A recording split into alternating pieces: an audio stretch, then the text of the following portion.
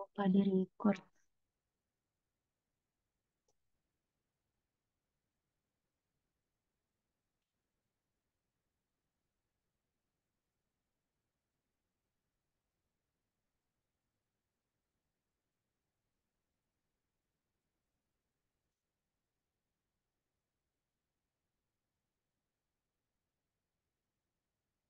Sudah terlihat ya.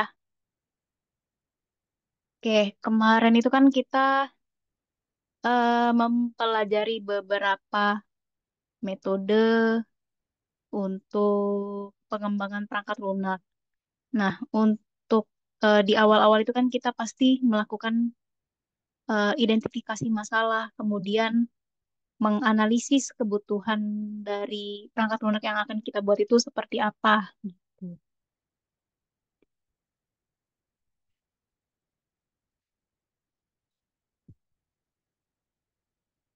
Ruang lingkup analisis kebutuhan yaitu proses kritis dalam pengembangan perangkat lunak yang bertujuan untuk mengidentifikasi, mendokumentasi, dan mengelola kebutuhan pengguna serta pemangku kepentingan lainnya.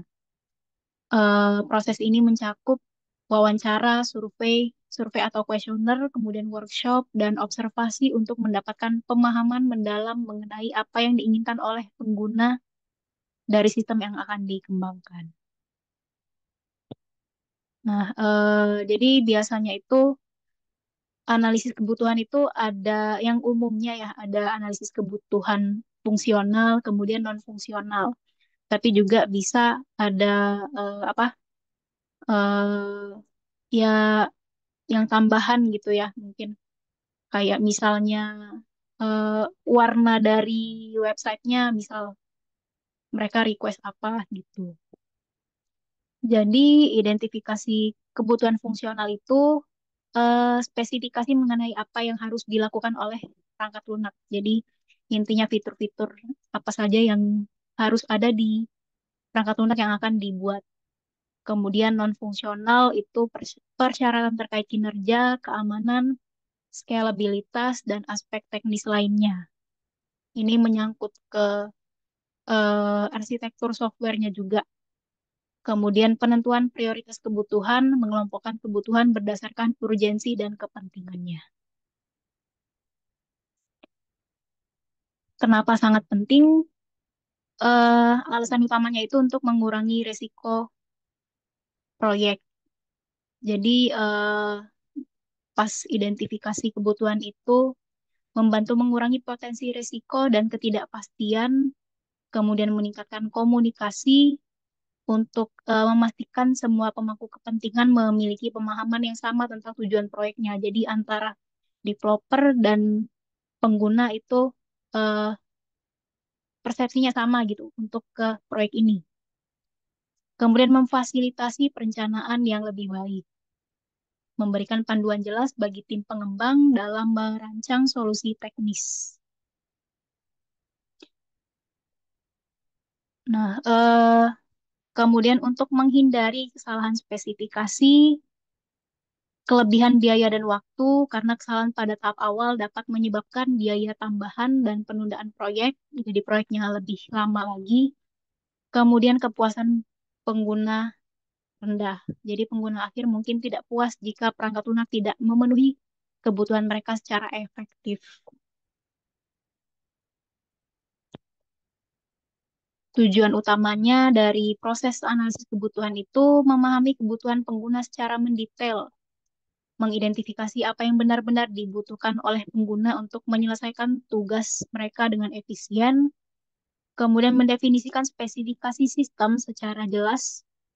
Jadi di sini dari analisis itu kan dibuatlah ya, ya sebenarnya untuk dari tahapan awal pembuatan apa si softwarenya ini kan didokumentasikan di dalam sebuah dokumen yang namanya itu Software Requirement Specification atau SRS atau SRD orang tuh bilang ya.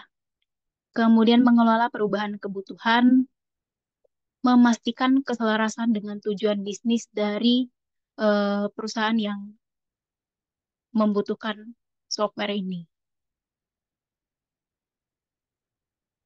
Kemudian proses pengumpulan kebutuhannya itu ada wawancara, kemudian ada survei atau kuesioner, kemudian workshop. Workshop ini lebih ke mungkin kayak FGD juga ya, nggak usah yang workshop yang gede banget, tapi eh, cukup diundang orang-orang yang memang penting dan dibutuhkan aja untuk apa si software ini nanti. Tuh. Misalnya kalau softwarenya itu untuk keuangan perusahaan gitu, berarti orang keuangannya yang diundang untuk mengetahui apa aja sih yang perlu ditambahkan fitur-fiturnya, kegunaannya itu ke software yang akan dibuat. Terus juga em, untuk menganalisis kebutuhan itu eh, nggak harus satu, biasanya tuh nggak dipakai cuma satu aja prosesnya. Jadi bisa wawancara dengan kuesioner, bisa juga wawancara dengan FGD juga. Jadi ya kalau mau ketiganya juga boleh kalau memang diperlukan gitu. Dan jarang banget kalau cuman satu aja yang dipakai prosesnya.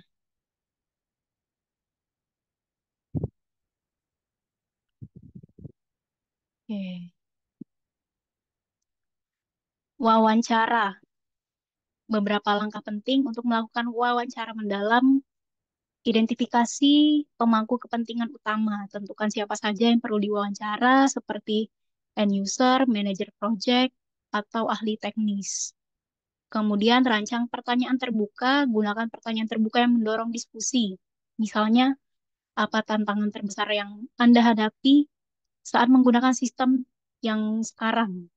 Kemudian gunakan teknik probing, ajukan pertanyaan lanjutan berdasarkan jawaban awal untuk menggali informasi lebih dalam. Catat dan dokumentasikan hasil wawancara, kalau bisa direkam atau catat poin-poin pentingnya untuk dianalisis lebih lanjut. Kemudian lalu dianalisis temuan dari wawancara tersebut. Nah, ini contoh-contoh wawancara yang bisa, pertanyaan-pertanyaan yang bisa digunakan untuk wawancara software, untuk kebutuhan software tadi.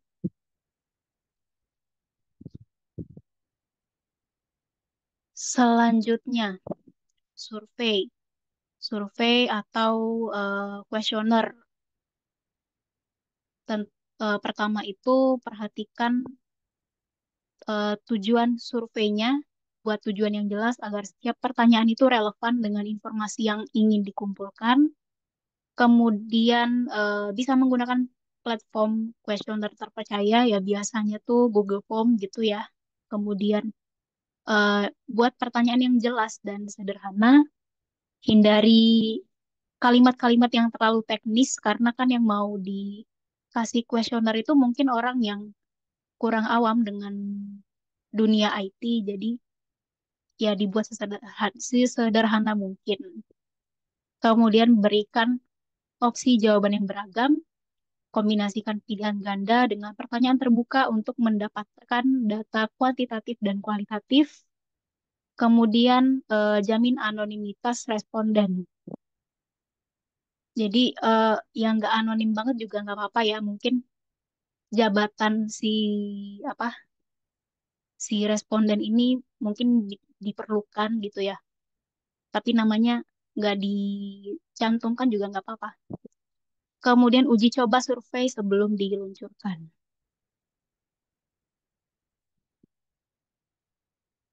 Nah, ini contoh pertanyaan pada survei atau kuesioner, seberapa sering Anda menggunakan perangkat lunak kami, dibuat pilihan setiap hari, beberapa kali seminggu, beberapa kali sebulan, atau jarang sekali. Nah, em, atau nanti pertanyaannya tuh apa ya? Eh, ya sama sih kayak yang setiap hari, beberapa kali seminggu, beberapa beberapa kali sebulan dan seterusnya itu. Nanti di tiap pertanyaan itu dikasih poin kayak skala Likert gitu ya. Jadi misal poin yang pertama itu skornya satu, kemudian yang poin kedua itu skornya dua, poin ketiga skornya tiga, dan seterusnya, biar nanti memudahkan kalau analisis eh, hasil kuesionernya nanti. Tuh.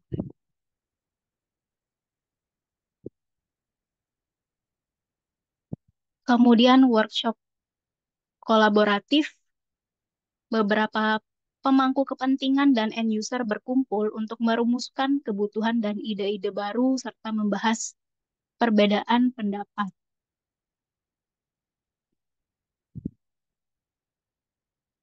Nah, beberapa langkah penting dalam mengorganisir workshop kolaboratif antara lain identifikasi stakeholder, tentukan siapa saja yang perlu diundang ke workshop termasuk end user, manajer proyek, tim pengembang, dan pihak terkait lainnya. Kemudian buat agenda yang jelas dan terstruktur. Kemudian fasilitator yang kompeten untuk memandu diskusi. Lalu penggunaan alat bantu kalau diperlukan bisa proyektor, papan tulis.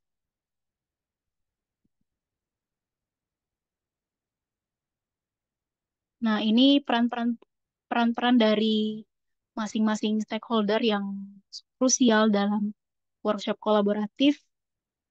End user, jadi end user ini karena dia pengguna akhirnya, jadi menyampaikan kebutuhan sehari-hari dalam masalah yang dihadapi dalam penggunaan sistem. Kalau misalnya sistemnya itu baru mau dibuat di perusahaan mereka, ya mungkin eh, bagaimana masalah yang dia hadapi di sistem yang sejenis yang sebelumnya pernah digunakan gitu. Kemudian tim pengembang memberikan wawasan teknis Orang Pambirang konsen. mengenai mengenai kemungkinan implementasi dari ide-ide yang disampaikan. Kemudian manajer Pentingnya, proyek memastikan bahwa semua kebutuhan selaras dengan tujuan bisnis dan anggaran hmm, proyek. Sampai sini ada yang mau ditanyakan dulu?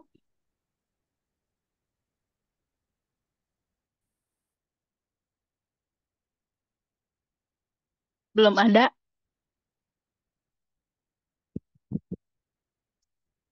Kalau belum ada, mari kita lanjut.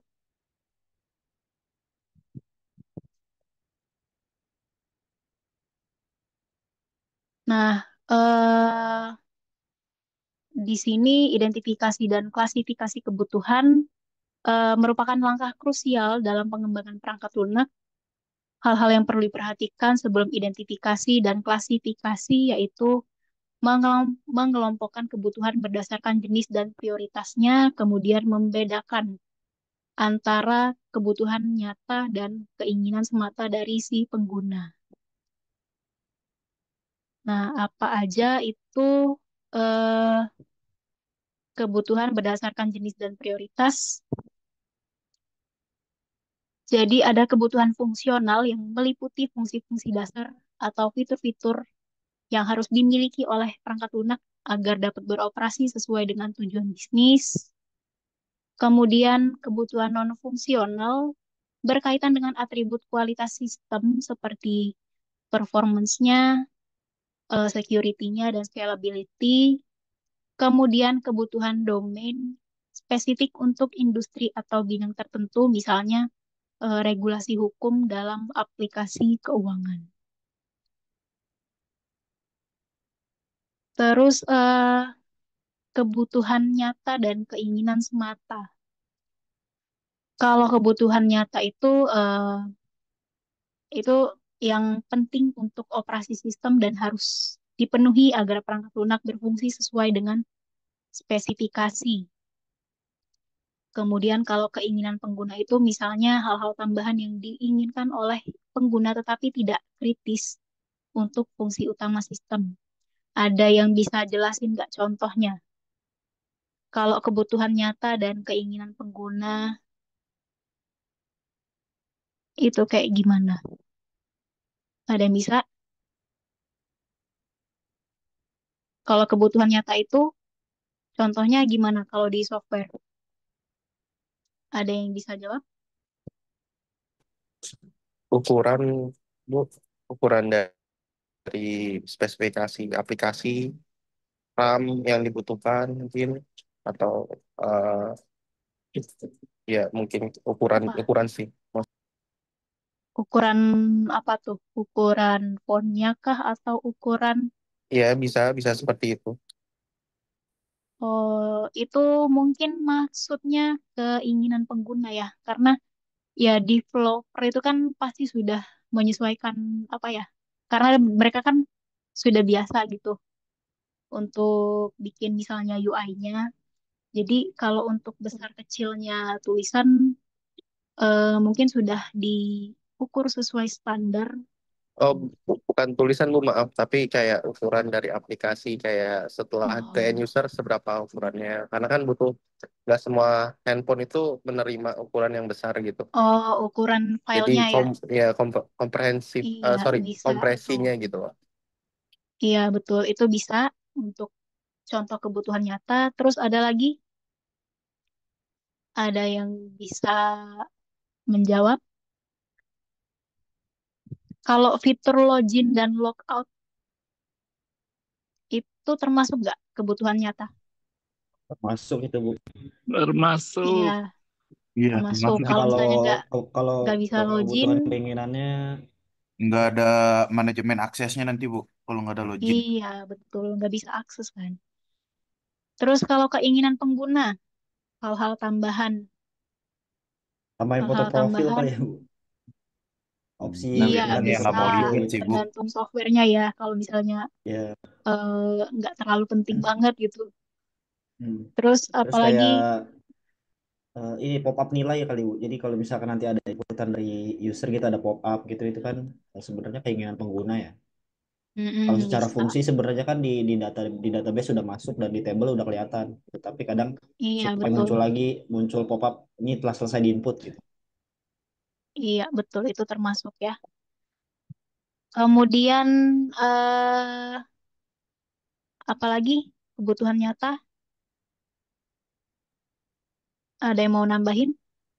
Kebutuhan nyata paling apa ya, logging perubahan data, timestamp gitu ya. Iya boleh, kalau memang misalnya diperlukan ya. Kalau kayak di apa krusial banget tuh di aplikasi keuangan ya, itu Ya, harus terrecord kapan datanya diubah. Oke, sudah cukup paham ya. Kemudian juga apalagi kalau di keinginan pengguna itu juga misalnya kayak notifikasinya itu suaranya bisa diubah gitu. Itu kan hanya hal-hal tambahan yang keinginan pengguna tuh. Kemudian ini contoh kasus. Jadi ada contoh kasus di perusahaan X. Perusahaan X ini adalah perusahaan IT terkemuka yang menghadapi tantangan besar dalam mengembangkan aplikasi manajemen proyek baru. Mereka memutuskan untuk melakukan analisis kebutuhan secara komprehensif sebagai langkah pertama. Langkah-langkah yang dilakukan perusahaan X itu ada wawancara mendalam. Jadi di sini mereka pakai semua ya metode apa untuk menganalisis kebutuhan. Jadi wawancara mendalam, tim developer melakukan wawancara mendalam dengan berbagai stakeholder termasuk manajer proyek, anggota tim dan klien eksternal. Lalu survei online yang didistribusikan kepada seluruh karyawan untuk mendapatkan masukan tentang fitur yang mereka anggap penting. Kemudian yang ketiga, mereka melakukan workshop kolaboratif yang diadakan untuk mendiskusikan hasil wawancara dan survei serta menyepakati prioritas kebutuhan.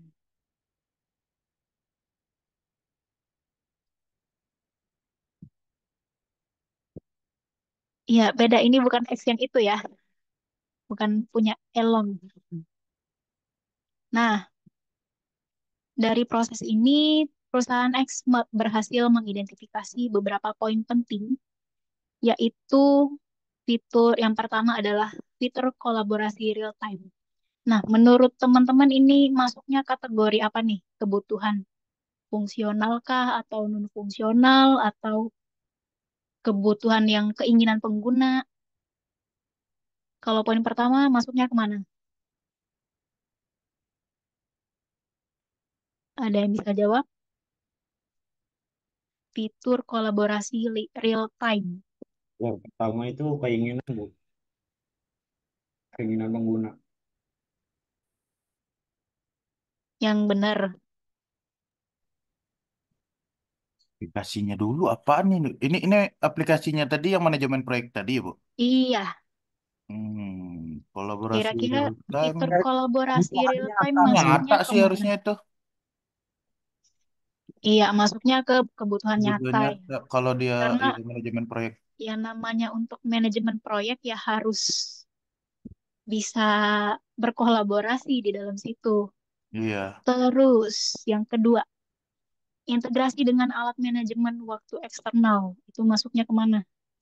integrasi dengan alat manajemen waktu eksternal.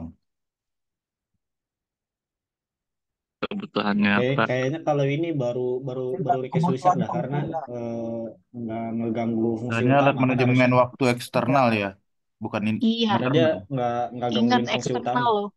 Eksternal Iya, berarti ini sih keinginan kebutuhan Kebutuhan pengguna nggak sih? pengguna. kebutuhan apa satu lagi?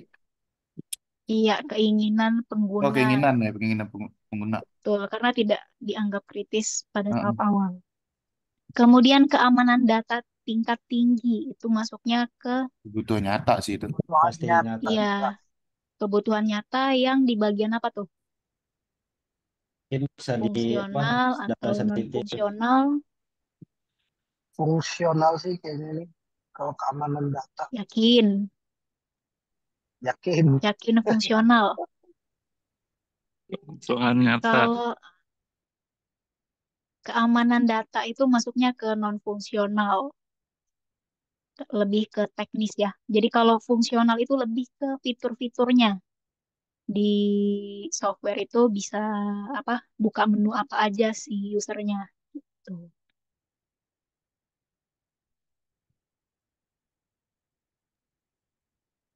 Kemudian eh, dokumentasi spesifikasi kebutuhan. Gunanya itu menyusun panduan yang jelas bagi tim pengembang dan merupakan panduan utama yang digunakan oleh tim pengembang untuk memastikan bahwa perangkat lunak yang dikembangkan memenuhi semua persyaratan yang ditetapkan. Dokumentasi ini harus mencakup berbagai elemen kunci agar dapat berfungsi secara efektif. Elemen-elemennya itu ada ringkasan proyek, isinya itu menggambarkan gambaran umum tentang lingkup proyeknya, termasuk tujuan utama dan ruang lingkupnya. Kemudian yang kedua itu persyaratan fungsional, menjelaskan fitur dan fungsi yang harus dimiliki oleh software. Contohnya modul login pengguna, sistem manajemen konten, lalu integrasi dengan API eksternal, kemudian persyaratan non-fungsional, mencakup aspek kinerja, keamanan, keandalan, dan scalabilitas. Contoh dari persyaratan non-fungsional ini adalah misal eh, ini di performance-nya ya, untuk waktu respon sistemnya harus kurang dari 2 detik. Tuh. Kemudian eh, sistem harus mampu menangani hingga 10.000 pengguna aktif secara bersamaan. Kalau ini namanya yang apa? Scalability. Terus yang keempat, kriteria penerimaan, kondisi atau standar yang harus dipenuhi agar suatu fungsi atau fitur dianggap telah selesai dan berhasil. Lalu ada diagram dan model, visualisasi seperti diagram alir, kemudian ERD atau UML untuk membantu memahami struktur dan proses sistem. Kemudian ada rencana uji coba, metode dan skenario yang akan digunakan untuk menguji apakah persyaratan telah terpenuhi.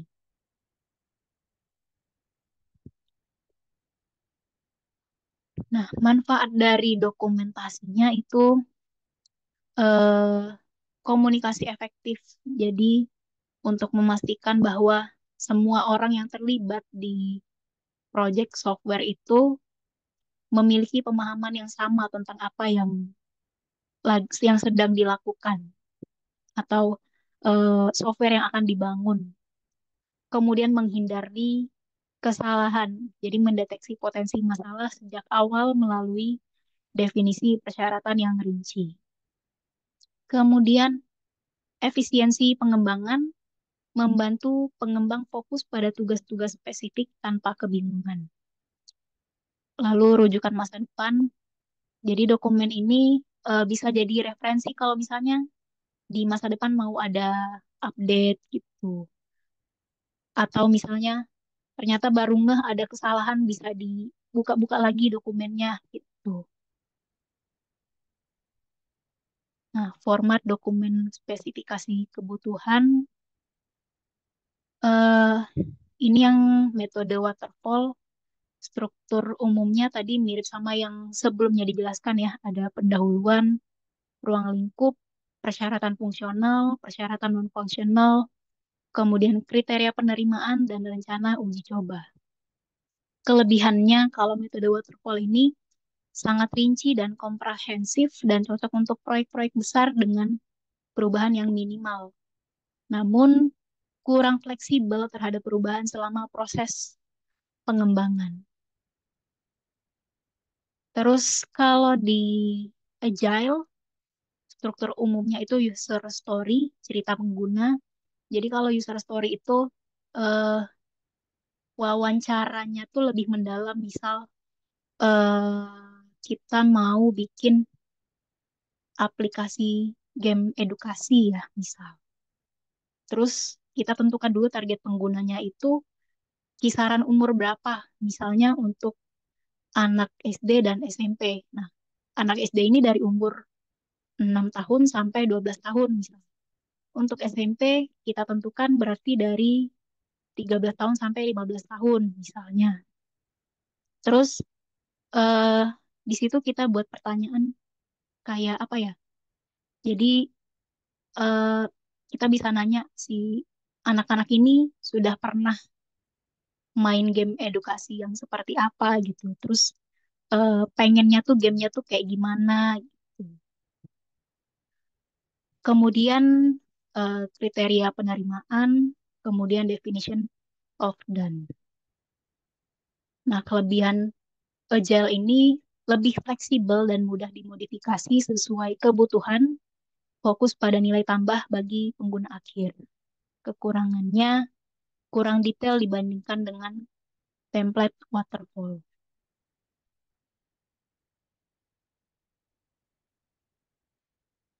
Nah, ini ada standar dokumen SRS yang perlu diketahui.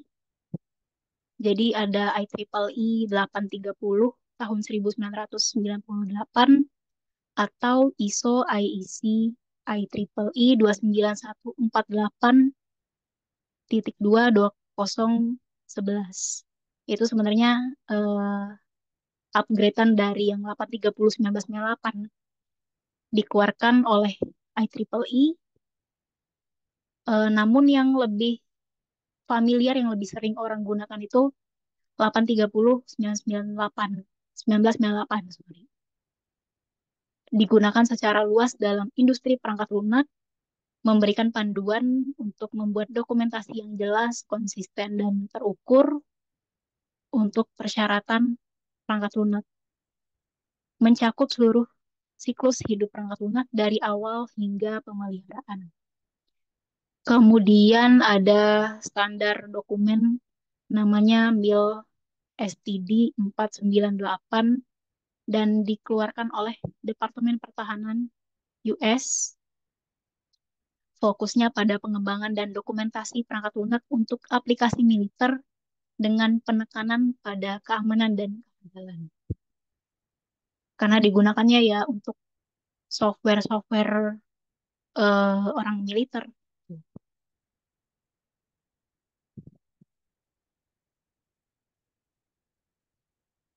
Nah, ini kelebihan dan kekurangan dari masing-masing standar dokumen. Kalau MIL itu gratis, disertai penjelasan lengkap, kemudian dokumennya lebih ringkas, lalu kekurangannya itu sulit dipahami dan jarang digunakan. Kemudian yang IEEE banyak digunakan, disertai penjelasan, mudah dipahami, struktur template lebih rapi, menyediakan template tambahan, terdapat informasi mengenai dokumen SRS yang baik. Kekurangannya berbayar dan hasil dokumen SRS kurang ringkas. Tapi itu sebenarnya di tiap perusahaan, eh, ini coba dari teman-teman yang mungkin kerjanya di pengembangan software atau di sistem analis ya, coba dibantu. Em, di tiap perusahaan tuh sebenarnya sudah mereka punya template-nya masing-masing gitu. Jadi kadang nggak ngikutin banget yang IEEE 830 ini. Cuman eh, ya kayak sunnah lah, mau diikutin boleh. Terus kalau misalnya punya standarnya template-nya sendiri ya boleh digunakan. Seperti itu.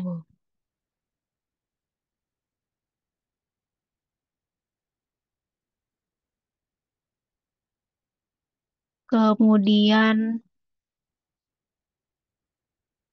eh ini yang di awal tadi ya, dampak positifnya dari analisis kebutuhan yang baik terhadap kesuksesan proyek IT, pengurangan risiko kesalahan, kemudian efisiensi sumber daya dari tenaga kerja, waktu, dan anggaran proyek, kemudian kepuasan pengguna akhir.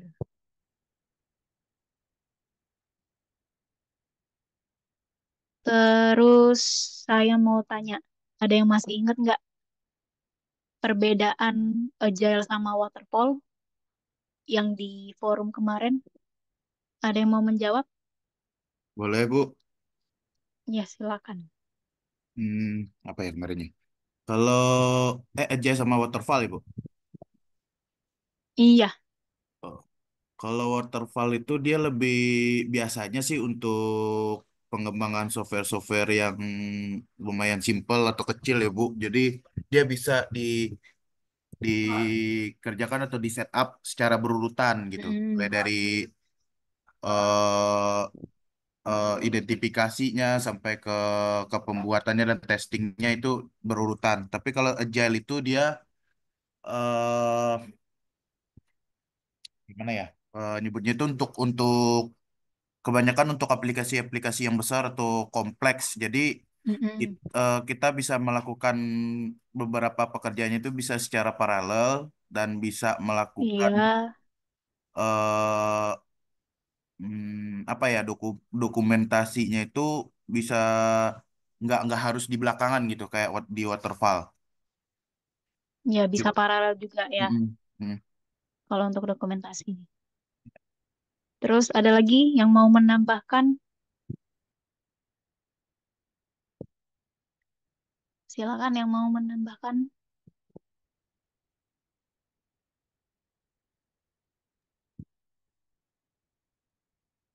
Nah, coba Mas Dino tunjuk temennya satu buat nambahin. Apa ya? Siapa aja?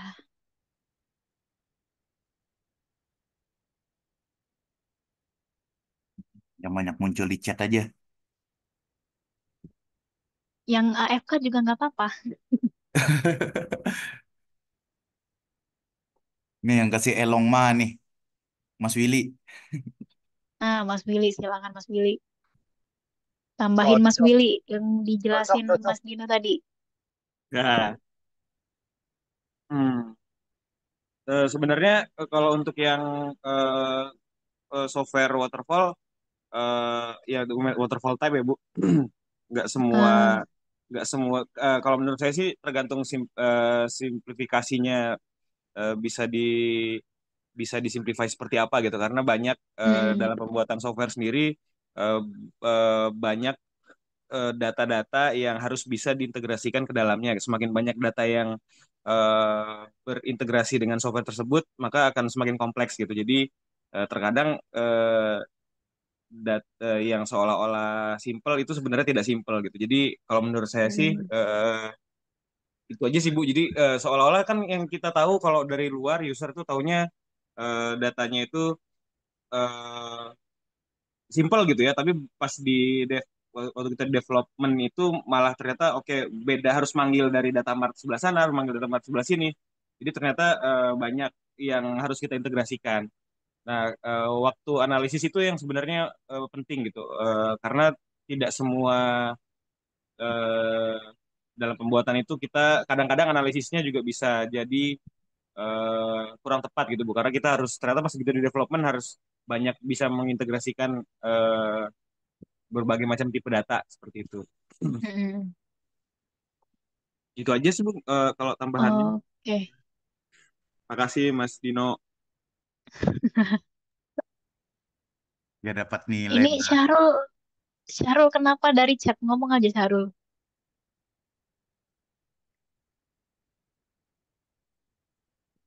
Oke. Terus juga yang paling penting ya, eh, kalau di Agile itu em, customer itu dibolehin bawel. Makanya apa? Setiap bagian itu kan kayak kata Syahrul tuh setiap bagian dikerjakan, diuji, terus dikomunikasikan ke si apa? Si customer. Terus kalau misalnya mau ditambahin lagi ya tambahin lagi gitu, revisi sampai ya Ya sampai bisa bener-bener si revisi-revisi lagi Bu. usernya Hmm. puas. Tuh. Iya sebenarnya kadang ini ya Bu, kalau yang agile itu pengalaman sih kadang itu sampai nggak fit to purpose. Jadi kadang usernya terlalu advance Hmm, atau usernya terlalu tidak banyak tahu gitu. Waktu di develop iya, itu yang pusing antara dua ya. developernya Kalau waterfall kan kita cenderung di apa ya, awal aja. simplified gitu Heeh. prosesnya di awal. Nanti pada saat udah Hmm, pre-deployment kita undang usernya. Terus ini cukup nggak gitu? Kalau udah cukup ya udah gitu. Kalau hmm, prosesnya mungkin cuman di awal sama di akhir gitu. Di tengah-tengah kita ya pusing sendiri aja sama heeh, eh, betul. software engineer-nya gitu ya. Kalau agile itu memang harus bisa em, harus tahu kapan waktunya harus udah deployment, kapan yang masih proses R&D gitu. Jadi kadang ya itu usernya antara dua, antara nggak mau tahu atau terlalu banyak tahu. Jadi kitanya yang pusing biasanya Bu. Iya, Kalau itu Harus banyak sabar ya Mas. benar pengalaman ya benar. Mas ya. Rata-rata user kan Nah, gitu ya Bu ya, antara dua itu. Jadi iya ya bawel ya. ya kitanya kadang ya udahlah gitu.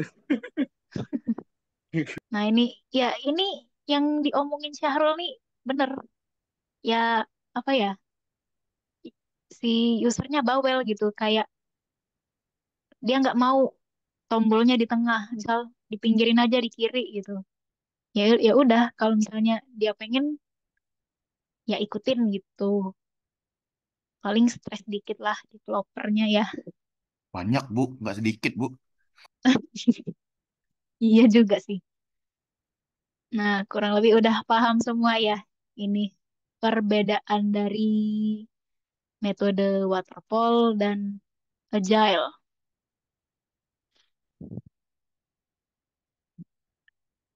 Di sini yang pernah ngehandle eh apa produk software gitu siapa aja?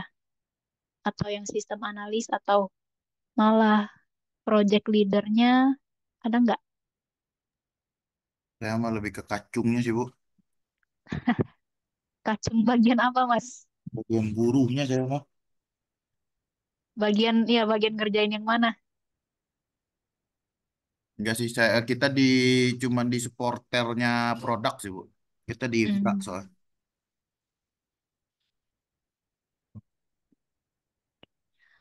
Kalau di ini biasanya tuh pakai Scrum ya, yang kebanyakan dipakai Ya metode Scrum. agile-nya. Iya. Ya karena intinya sama sih ya mau dia Kanban, LSD, karena mirip-mirip kayak misal di Lean Software Development ini kan apa ya, setelah pengembangan itu merilis MVP-nya, terus eh ya sama dikasih tahu dulu ke customer gitu, ke usernya udah oke apa belum gitu. Terus kalau misalnya masih kurang ya tambahin lagi. Tuh. Intinya sama, cuman mungkin ada beberapa modifikasi dikit itu di metodenya, di flow-nya. Terus juga ada crystal methodology, kemudian ada dynamic systems development method, seperti itu. Lalu teknik-teknik praktis dalam agile itu ada user stories seperti yang saya ceritakan tadi kan, menggunakan user stories untuk mendeskripsikan kebutuhan dari perspektif pengguna. Contohnya sebagai eh, misal sebagai anak sekolahan, saya ingin apa softwarenya itu nggak usah yang ribet-ribet banget gitu. Karena saya udah pusing sama pelajaran di sekolah, jadi saya pengen softwarenya simple, misalnya. Kemudian user stories ini kemudian diprioritaskan berdasarkan nilai bisnis dan urgensinya. Lalu ada backlog grooming, adalah proses berkelanjutan untuk meninjau dan memperbarui daftar pekerjaan atau backlog berdasarkan feedback terbaru, kemudian melibatkan seluruh tim untuk memastikan backlog selalu relevan dengan tujuan proyek. Yang ketiga ada sprint planning. Pada awal setiap sprint, tim akan merencanakan pekerjaan yang akan dilakukan selama sprint tersebut berdasarkan prioritas tertinggi di backlog.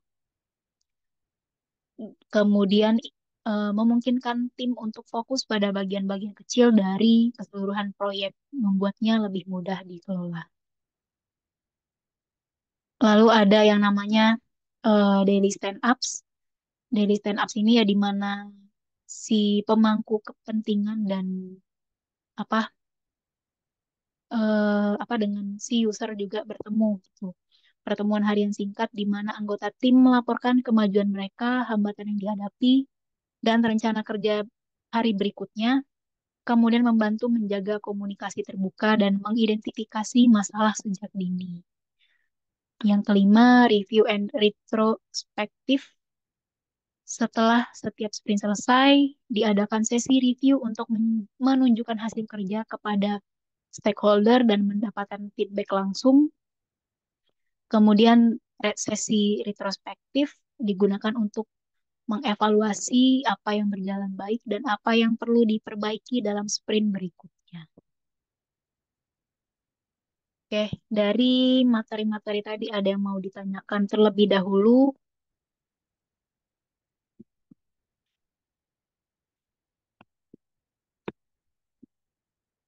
Oh, mungkin ini ya, saya mau tunjukin eh, template dokumen SRS yang dari IEEE dan MIL.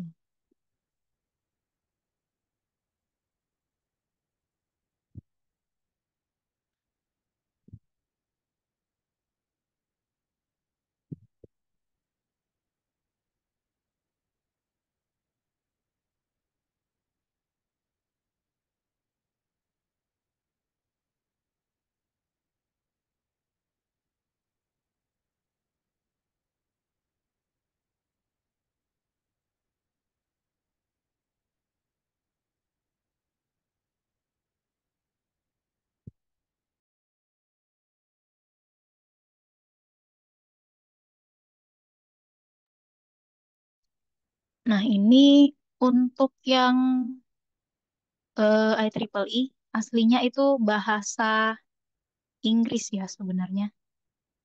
Nih, kayak gini. Cuman kemarin saya nemu yang pakai bahasa Indonesia di website kampus mana ya, lupa. Pokoknya nemu.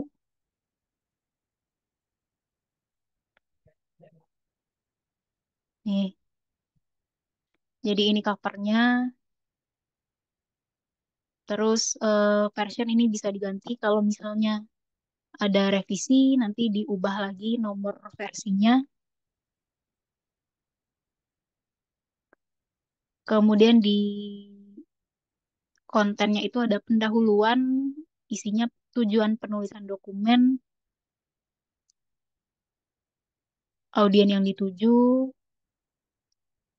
kemudian batasan produk yang akan dibuat, lalu bibliografi, isi istilah-istilah teknis yang mungkin si user ini nggak paham ya karena bukan orang IT, jadi kita tulisin, kita bantu di sini. Kemudian referensi,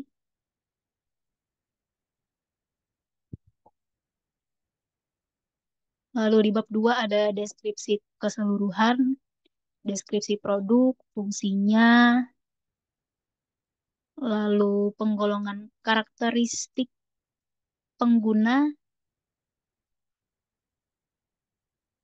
Jadi setiap pengguna yang akan menggunakan software ini ditulis semua, tugas-tugasnya, hak aksesnya, kemudian kemampuan yang harus dimiliki, lalu lingkungan operasi software, batasan desain dan implementasi,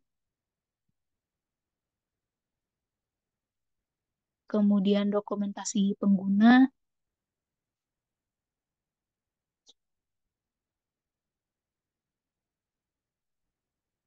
lalu di sini kebutuhan antarmuka eksternal untuk UI, hardware interface, software interface, communication interface,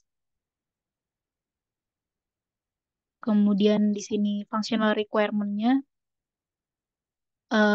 Jadi functional requirement-nya dijelasin detail, tiap fiturnya itu dibuat nomor-nomor ID-nya. Terus use case, diagram,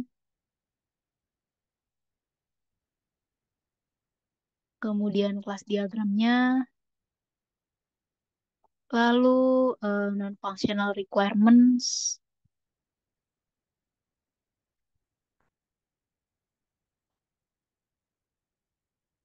Oke, sampai sini ya. Kemudian ini yang untuk yang punya militer US tadi ya. Kalau ini juga saya baru pertama kali lihat ya. Jadi belum familiar juga saya sama SRS yang punya militer ini.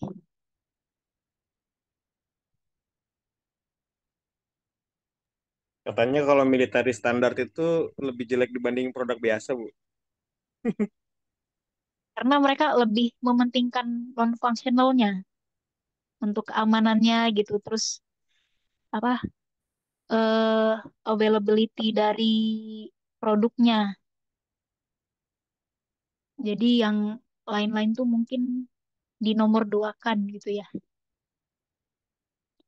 Tapi ini kayak lebih Kalau banyak ya ternyata. kalau kalau firmware mungkin ini sih, Bu, security ya. Tapi kalau functionality Mm-mm. malah berkurang gitu. Kalau Hmm. produk fisik katanya cuma marketing doang, Bu. Biar embel-embel durable-nya ada standarnya, tapi Nah, sebenarnya belum tentu produk yang umum dipakai lebih jelek juga gitu, Bu.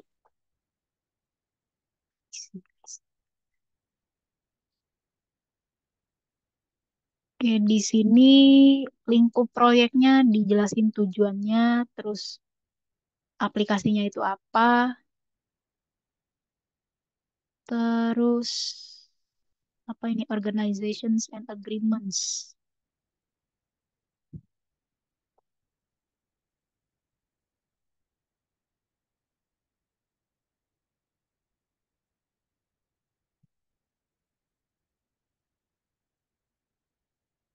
Oke,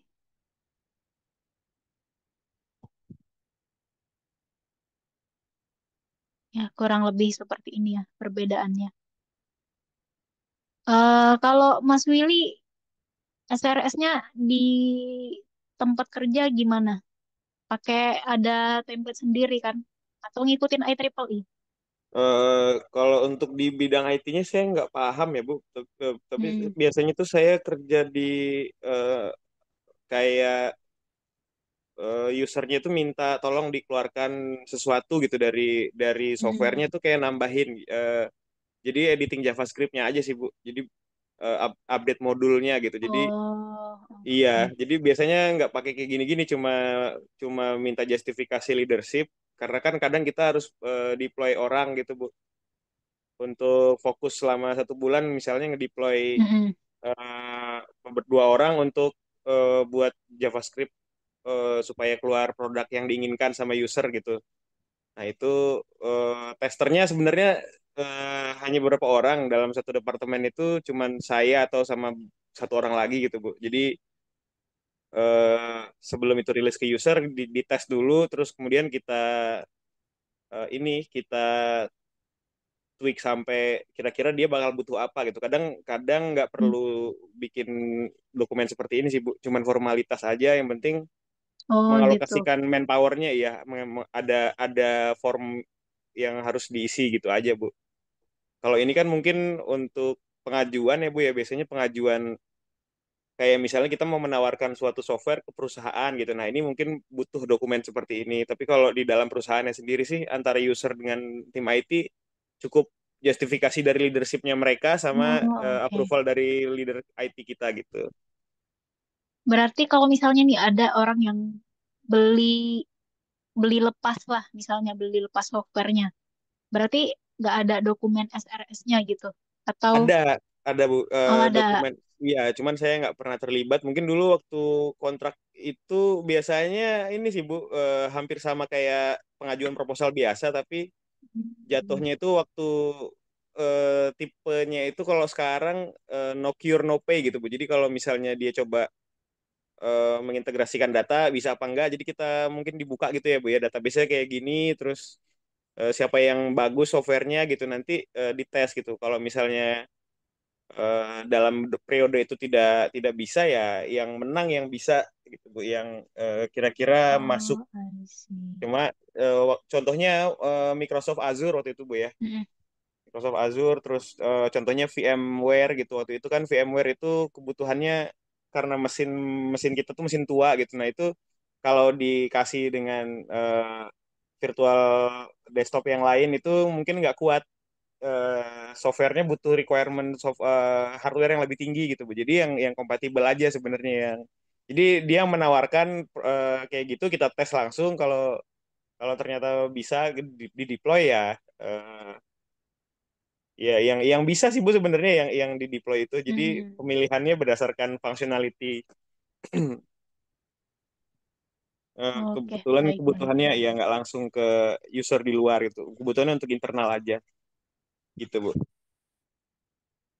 Oke, sip. Terima kasih, Mas Willy. Oke, dari teman-teman. Kayak boleh kita tepuk tangan buat Mas Willy. Mana nih? Nih, tepuk tangan buat Mas Willy. Terima kasih atas penjelasannya ya. Sama-sama Bu. Kayak dari teman-teman mungkin ada yang mau nanya-nanya ke Mas Willy.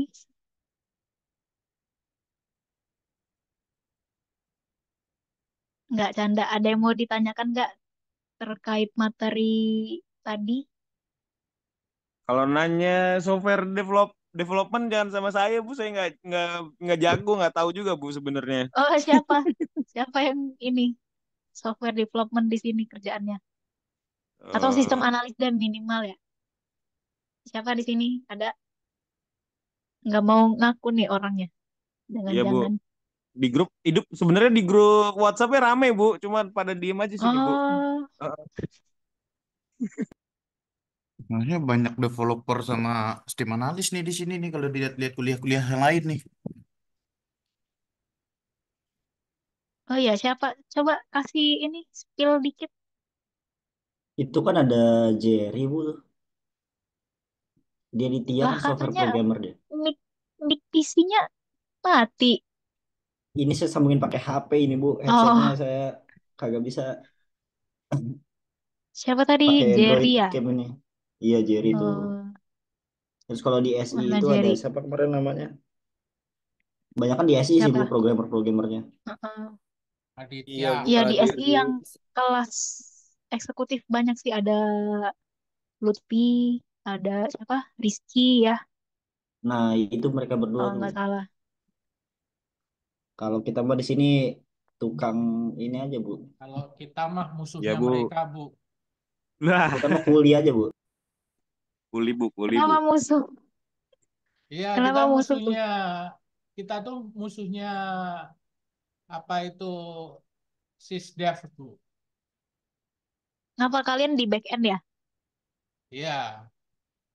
Pokoknya Oh, kalau kalau sistem developernya bikin gara-gara ya pasti urusannya sama kita. Iya, hmm. contohnya dia nambah fitur satu tapi minta spek server 8 GB kan kurang ajar Bu. Betul.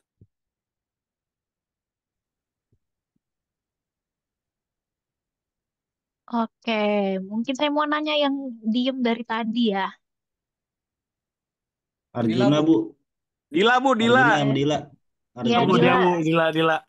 Dila jawab pertanyaan ini ya, Dila ya. eh Dila, akibatnya kalau analisis kebutuhan tidak dilakukan di tahap awal, kenapa? Apa yang terjadi? Puas banget ini si Willy. Ayo, Dila. Analisis kebutuhan kalau kayak mau buat sistem gitu ya. Iya, Kalau menurut saya kalau sih misalnya mungkin dari awal tidak dianalisis gitu, tiba-tiba langsung ngerjain aja, akibatnya apa? mungkin salah satunya ketika sistemnya sudah jadi, ternyata ketika ingin maaf, kameranya mati.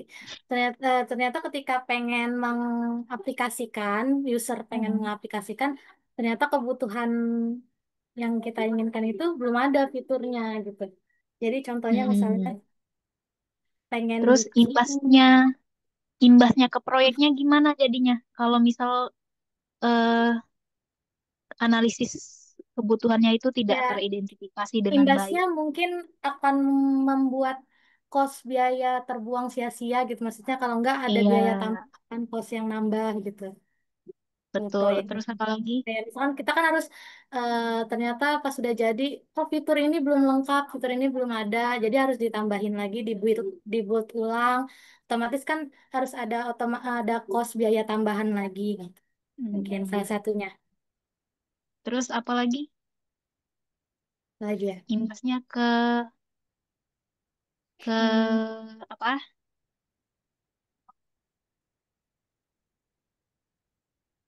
Jadinya jadi lama nih proyeknya gara-gara apa? Ya, Tidak teridentifikasi dengan baik. Terus apa tuh? jadi lama juga. Terus karena mungkin Iya, karena kalau misalkan waktunya nambah terbuang. fitur lain bisa jadi bisa berkemungkinan fitur-fitur yang sudah tadinya berjalan bisa jadi error gitu karena ada tambahan-tambahan yang seharusnya sudah Betul. di-build di awal tapi malah diselipkan di tengah-tengah gitu. Mungkin ya, Bu. Betul. Oke, Dila Sama pilih temennya satu, Dila. siapa ya? Oh, Mas Willy udah lagi. Syahrul, Bu. Jangan yang udah. Kalau kalau nggak Oh, Syahrul, Syahrul udah. nggak. Yang lain. Pokoknya kalau nggak Syahrul, Juna, Bu. Mana Juna? Ada nggak Juna? Oh, ada Arjuna Seva.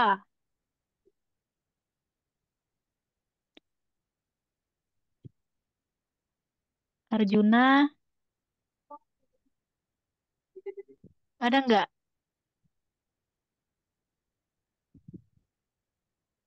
Tidur, Bu, tidur. Ya Waduh. Bu, jaringannya agak Nah, ini, Bu. Gimana Bu? oke. Makasih Dila. Kita lanjut ya ke Arjuna. Sama Bu. Dari ketiga teknik yang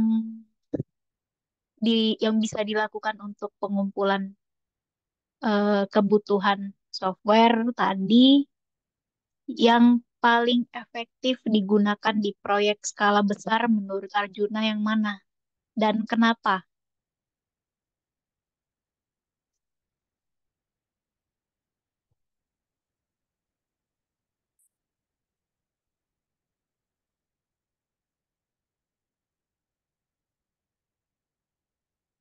Ayo Arjuna.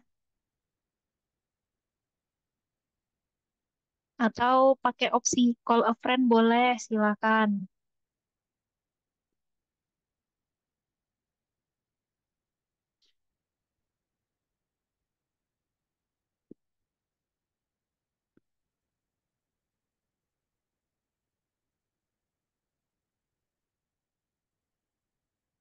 Halo, tiba-tiba hilang ya? Tadi bilang jaringannya kayaknya kurang bagus, Ibu. Oh, Putus-putus. oh beneran ya jaringannya. Oke, kita cari yang lain ya. eh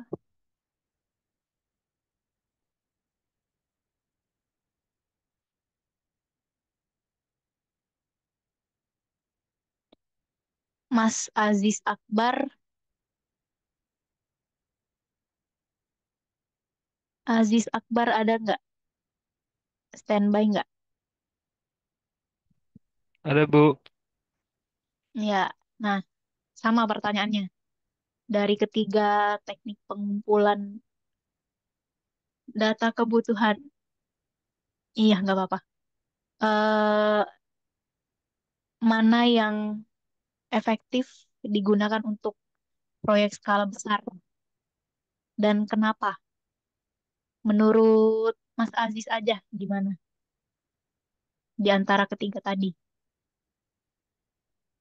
Tekniknya kan tadi ada wawancara, kuesioner, terus workshop kolaboratif atau apa FGD lah semacam FGD. Di antara ketiga itu yang paling efektif yang mana?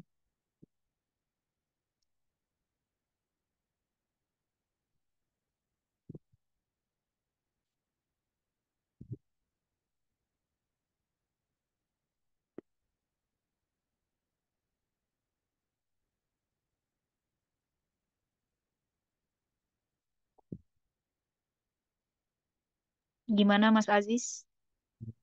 Dulu Bu, bantuan Bu. Nah, butuh bantuan temennya mau ke siapa? Mau manggil yang mana?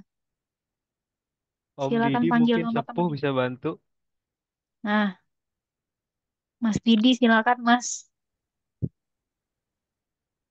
Tadi lagi di jalan, Bu. Pertanyaannya apa ya? Oh, pertanyaannya. Jadi kan teknik pengumpulan kebutuhan software tadi kan ada wawancara, kuesioner, terus workshop kolaboratif. Nah, di antara ketiga ini yang paling efektif untuk proyek skala besar itu yang mana? Kemudian alasannya apa? Yang paling besar untuk proyek berarti workshop kali ya, Bu. Workshop Bu, workshop. Workshop supaya alasannya supaya lebih lebih ini aja ya, lebih lebih ngumpulin datanya untuk si user Lebih enak ya, permintanya lebih enak gitu, iya, betul. komunikasi langsung sama Komunikasi semuanya. langsung, betul, Bu. Sama ini Bu, kalau ada yang nanya kenapa nggak begini, kenapa nggak begitu, tinggal kita jawab datang workshop nggak kan, kalau nggak datang nggak usah banyak cebunnya. Betul. Oke, baik, terima kasih.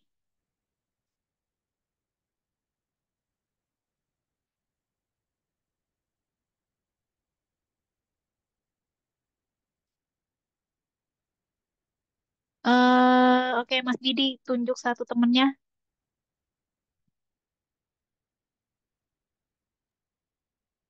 Willy, Bu, Willy. Udah ya Willy ya? Ya Udah udah, Kang. yang lain. Nggak apa-apa lagi juga, nggak apa-apa. Yang belum, yang belum. Kang Indra, Ampun, Kang Bu. Indra. Ikhlas, ikhlas. Udah ikhlas Kang Willy nggak apa-apa. Pak Indra udah nyampe Noras, ya Pak Indra, Pak Bu. Indra Aji. Noras aja, Bu, biar adil gitu Oh kan iya cewek ceweknya ya, satu lagi ya. penjelasan. Ah, Noras Nah, mana? Noras, Bu, Noras. Noras, Noras, Noras. Tuh, Noras, Noras. ada nggak Noras?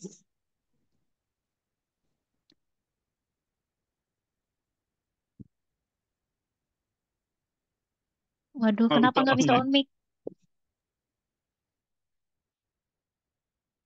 Ya udah, jawab di chat ya.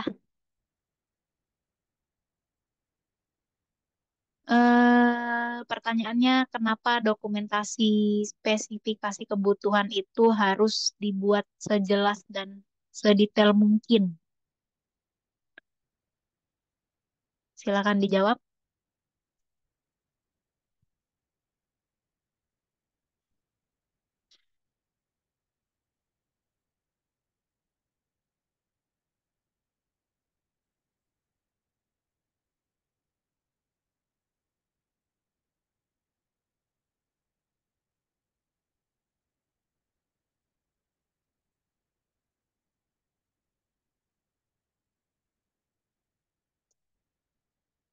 Tekan satu untuk call a friend.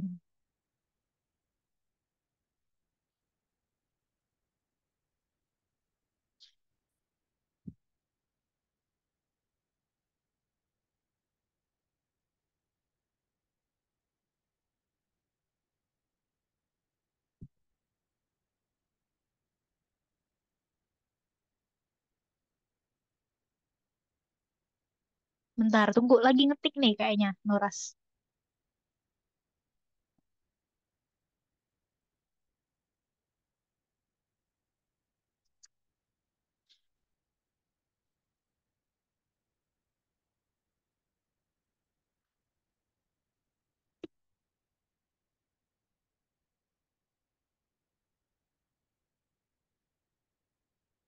Emang ya Dimas ada dua? Dimas di TI itu cuma satu, Bu. Tapi yang satu itu Dimas Udin. Oh, Dan dia menyusup, Bu. Usir aja, Bu. yang mana? Emang ada di sini?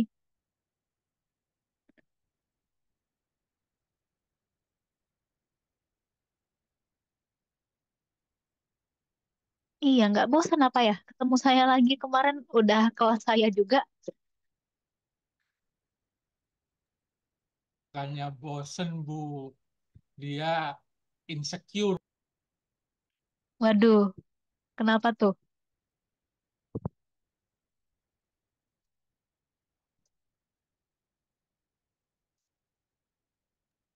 Kayak Dia gimana, ngejagain Noras? ngejagain ngejagain Dila itu, Bu.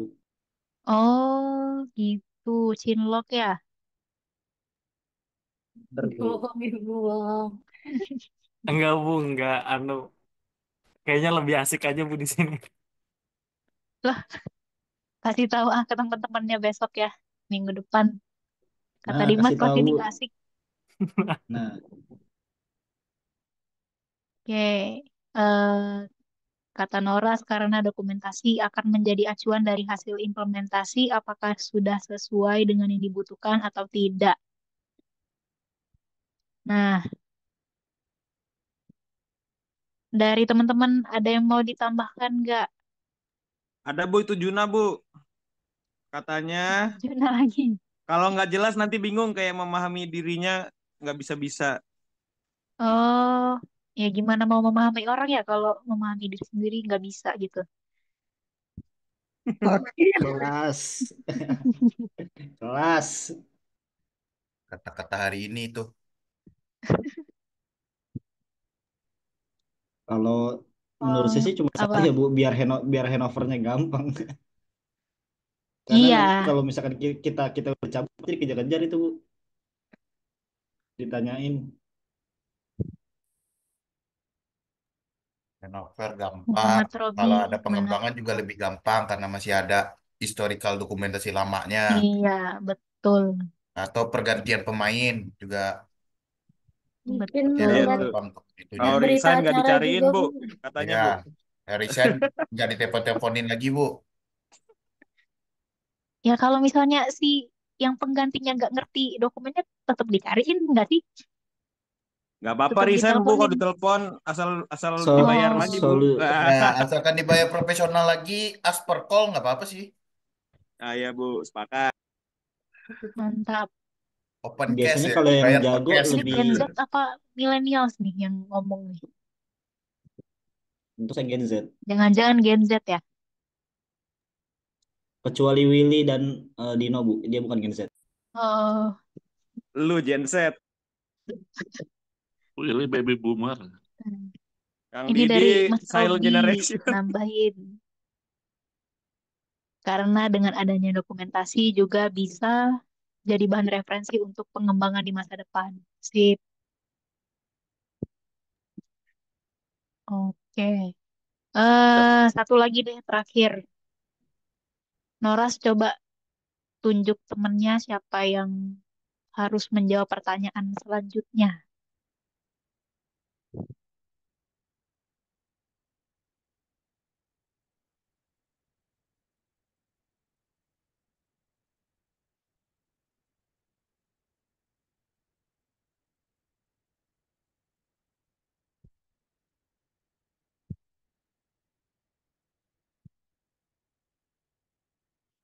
Oke, Badrul ya. Badrul ada nggak Badrul? Hadir Bu, kedengeran nggak suaranya Bu? Iya, kedengeran. eh Tadi udah ini sih, udah kita bahas ya. Tapi coba kasih contoh lain lagi dari kebutuhan nyata dan keinginan pengguna. Silakan. Kebutuhan nyata itu suatu perangkat apa ya fisik buat ngejalanin softwarenya Bu. Jadi kayak butuh. Beda jauh jauh. Oh iya kah? Bukan, Kejauhan kan ini kejauhan kejauhan software jadi kejauhan. nggak fisik. Oh walah. Kebutuhan nyata Ayo lu software dan terciduk. keinginan pengguna. Nah, tinggal matiin nih dari tadi. Ayo, Lupa Bu saya Bu. Aduh. ada opsi call a friend nggak? Kalau offline ada siapa ya? Kita lihat dulu. Dila lagi, Dila. Willy. Di Yang reject, jangan yang Kalau friend udah ini di sering reject. jawab dong, Nggak yang boleh lain. ditutup teleponnya. Nick bantuin Nick. Niko Bu coba Bu. Call friend Niko Bu. Niko, Tebel suren. ayo Niko dijawab Niko. Iya Bu, ada Bu. Iya, coba kasih contoh lain dari kebutuhan nyata dan keinginan pengguna. Yang seperti sebelumnya udah dibahas sih, kayak Contoh lain. Selain yang ya tadi sudah disebutkan. selain yang disebutkan berarti Ayo. kalau keinginan apa? Keinginan bukan kebutuhan sih, kayaknya fitur sih kan fitur ya. Itu apa tuh? Kebutuhan nyata atau Fi- keinginan pengguna? Keinginan. Fitur-fitur yang ya sebenarnya nggak berpengaruh sama kinerja aplikasi itu sendiri gitu.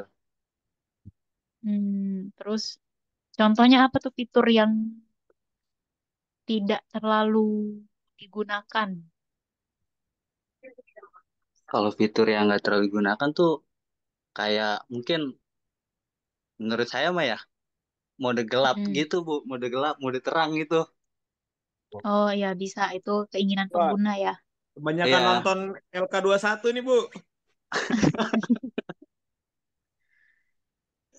Oke, terus kalau kebutuhan nyata, kalau kebutuhan nyata yang pastinya eh, mempermudah apa? Bikin fungsional Memper aplikasi sih harus. ya mempermudah fungsi mungkin ya. Kayak misalkan eh, ada inilah convert mungkin ya, apa? Bukan convert sih ya, Bang. wah, Kalau misalkan download data nih, apa file dia ada pilihan mungkin dari PDF sama CSV gitu. Mungkin kayak gitu kali ya. Hmm, bentar, saya bayangin dulu. Tapi Oh tapi ya, itu bisa jatuhnya sih. fitur. Tapi jatuhnya fitur juga sih. Iya, fitur juga. Kebutuhan nyata itu kan yang sangat esensi. Jadi kalau nggak ada si A ini, Nggak jalan eh gitu ya. iya nggak jalan. Iya Bu, saya mau malah. nanya dong, Bu, boleh nggak, Bu? Boleh, silakan. Ini saya bingung juga ya. Dibilang dia kebutuhan, butuh sih, cuman dilihat sama orang bagian counting sih biasanya. Counting atau finance? Counting sih kayaknya. Mm-mm. Yang soal cut over transaksi, Bu. Biasanya orang accounting itu selalu request cut over transaksi itu di tengah malam, Bu, di jam 00 gitu.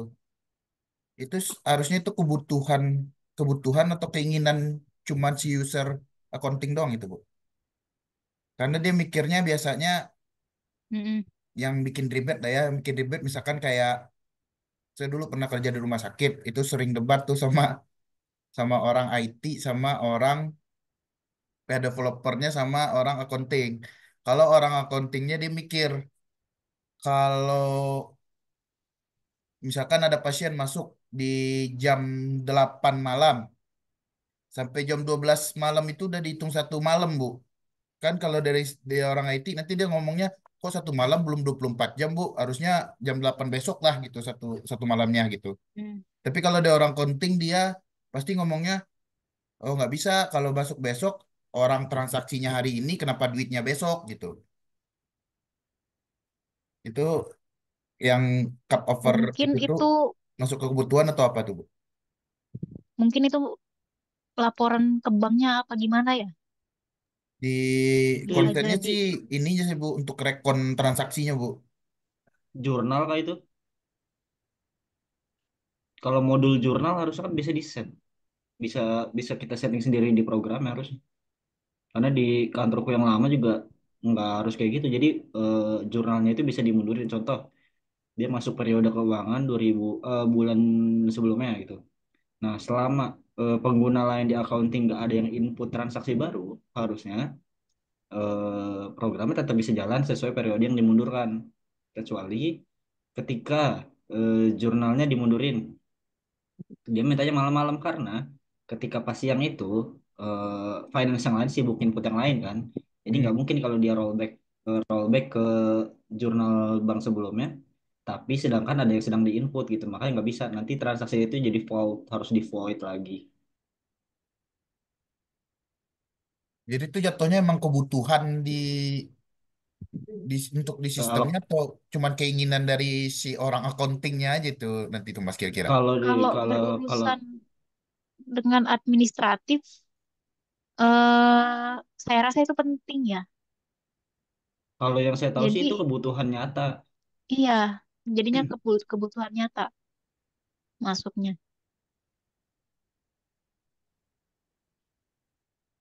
Oke, oke, Bu. Oke.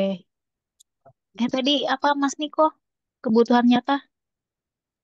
Iya tadi apa namanya eh, apa namanya file-file itu udah laporan file bisa bentuk PDF sama CSV gitu. Nah, iya sih, ini balik lagi ke administratifnya ya. Bisa jadi itu kebutuhan nyata, tapi bisa juga eh oke Tapi kita menurut anggaplah saya itu sih kebutuhan kebutuhan nyata. nyata sih karena PDF Heeh, itu sendiri buat dokumentasi mungkin, tapi kalau CSV bisa kita mm, buat olah data gitu sih. iya, oke, baik. Terima kasih Mas Niko atas jawabannya. Eh dari teman-teman ada yang mau ditanyakan lagi perihal materi hari ini?